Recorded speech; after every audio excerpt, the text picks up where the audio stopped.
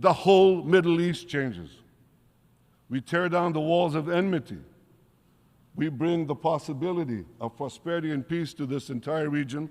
This is coming from the Prime Minister's office. Netanyahu has posted what he believes Gaza will look like in 2035, 10, 11 years from now. And nothing screams in Gaza to save the hostages, to rescue the hostages, undo Hamas and rescue the hostages, or whatever, however they phrase it. That's what they say, right? And nothing screams that like putting out a photo of you having utterly destroyed the entirety of Gaza, turned it into a parking lot, and then on top of it built, I don't even know what that is, Dubai or something. On top of it built a giant, culturally inappropriate, massive metropolis that has nothing to do with Palestinians.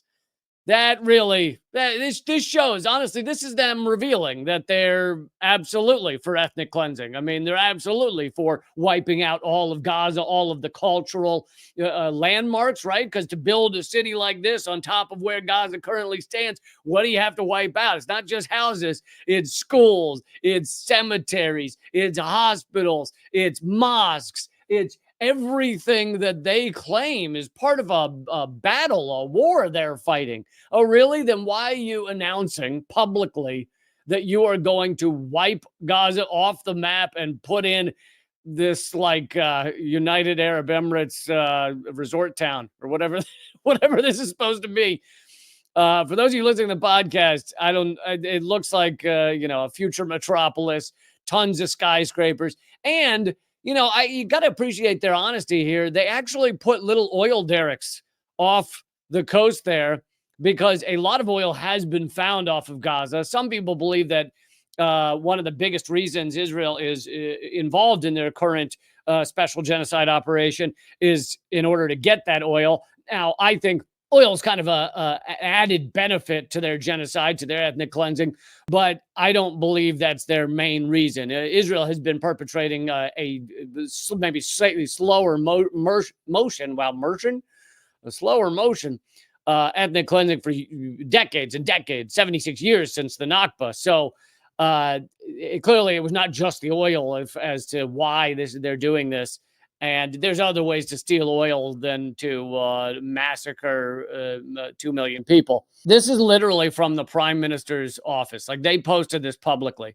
Documents published online lay out Israeli Prime Minister Benjamin Netanyahu's post-war vision for the Gaza Strip, known as Gaza 2035. This was posted in the Jerusalem Post, which is a pro-Israel newspaper there. The plan involves keeping Gaza under long-term, they call it Israeli security control, but really what that means is long-term apartheid state control, long-term apartheid regime, long-term open-air prison. That's what that really means. Turning Gaza into a regional trade and energy hub and exploiting cheap Palestinian labor and natural gas for the benefit of Israeli business interests.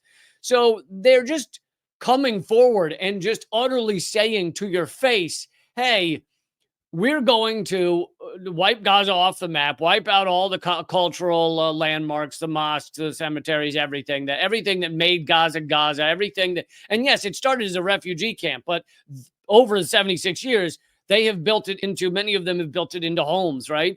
That's what you do if you are trapped in an open-air prison. You turn it into something that is meaningful to you. That is what we would all do if we were trapped somewhere. We would try. That doesn't mean we don't want to go back home if a home still exists, but we would try to turn it into something that was meaningful. And, of course, all of that would be wiped off this map.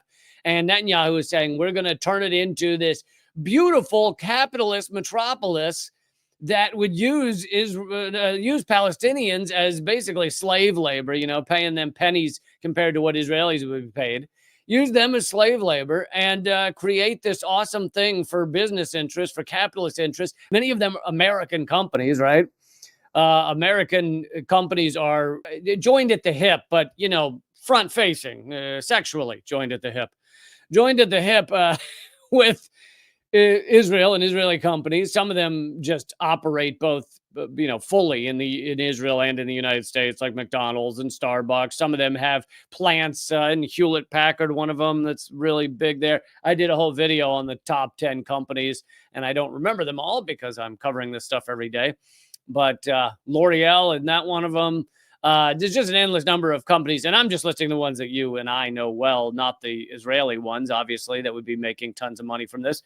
And then again, just to highlight, they go ahead and show the oil derricks off the coast. I believe, yeah, I mean those are oil derricks. Just to let you know that we will also be stealing the oil. Just to let you know in advance.